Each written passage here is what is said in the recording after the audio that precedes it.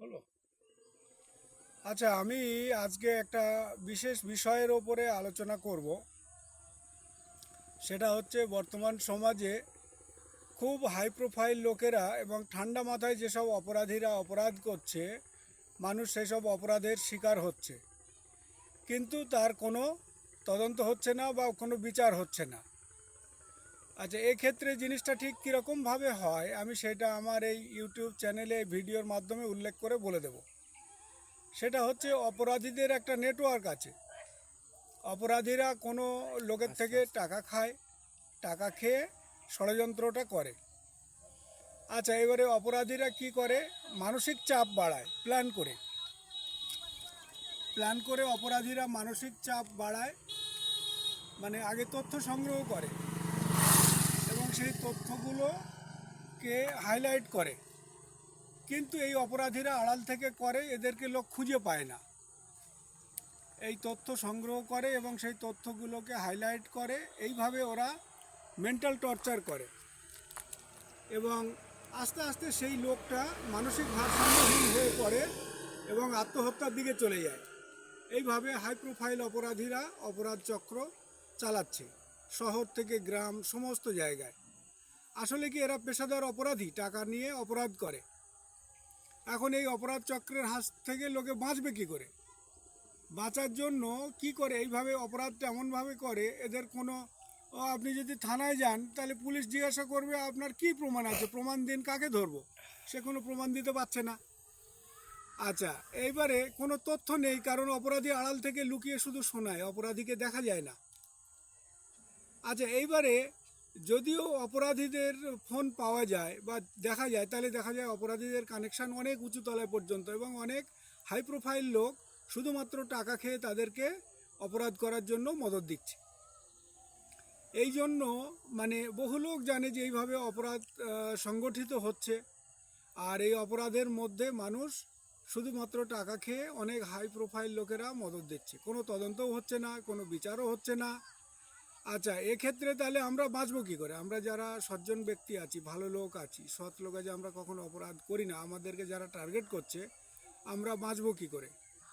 এর জন্য কিছু বিশেষজ্ঞ ডাক্তার আছে যারা এই জিনিসগুলো খবর রাখে, হিউম্যান সাইকোলজি নিয়ে যাদের পড়াশোনা করা আছে, মানুষ কী ভাবে, কেন অপরাধ করে, কিভাবে মানুষ ষড়যন্ত্র করে, কেন এই ধরনের অপরাধগুলো সংগঠিত করছে, এর পিছনে কাদের মাথা আছে, কারা অ্যাকচুয়ালি ফিনান্সিয়ালি গেন করছে এর জন্য, এই ব্যাপারগুলো পয়েন্ট আউট করতে পারে কিছু বিশেষজ্ঞ মানে লোকেরা।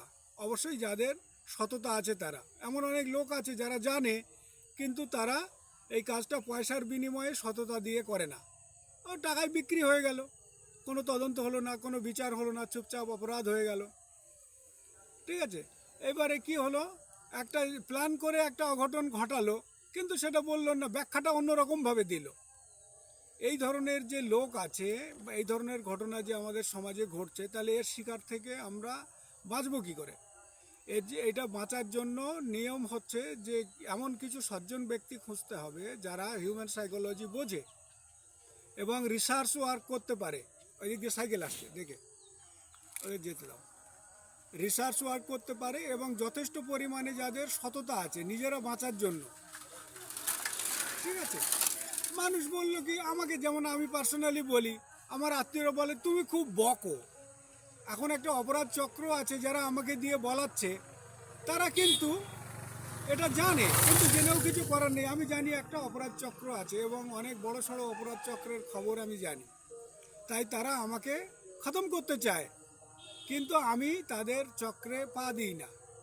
বলে তুমি খুব বকো, সেই অপরাধ চক্র টার্গেট করে এবং এরা অনেক ভালো লোকেদের টার্গেট করছে। ঠিক আছে, এবং এই অপরাধ চক্রদের কোনো ইয়ে থাকে না, এরা শুধুমাত্র পয়সার জন্য করে, মানে ধনী লোকেরা এটা পয়সা দিয়ে করায়। আমি এই ভিডিওটা করে আমার চ্যানেলে ছাড়ছি এই জন্য যে সবাই মিলে ভাবুন এই অপরাধ চক্র থেকে লোকে বাঁচবে কি করে। বাঁচতে হলে নিজেরা ভাবুন, নিজেরা চিন্তা করুন কি করে এই অপরাধীদের হাত থেকে নিষ্কৃতি পাওয়া যায়। হ্যাঁ, আচ্ছা, এর ওপরে আর কিছু আমি টিপস দেব যে কি করে এই অপরাধীদের চিনবেন।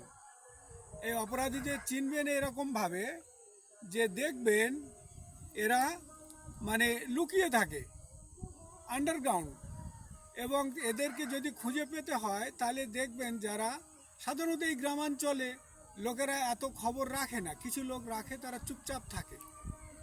ধরুন আমি আমি একটা সিকিউরিটিতে জব করি, তো সেখানে যারা টার্গেট করে তাদের ফোন আসে। এবারে আমি অনেক সময় ফোন ধরেছি, ফোন পয়েন্ট আউট করেছি, দেখে আমি সেই লোককে জিজ্ঞাসা করলাম যে তুমি ফোনে কার সাথে কথা বললে, সে জানে না, কিন্তু সেই ব্যক্তি তার সাথে ঘন্টার পর ঘন্টা কথা বলেছে বা দিনের পর দিন কথা বলেছে।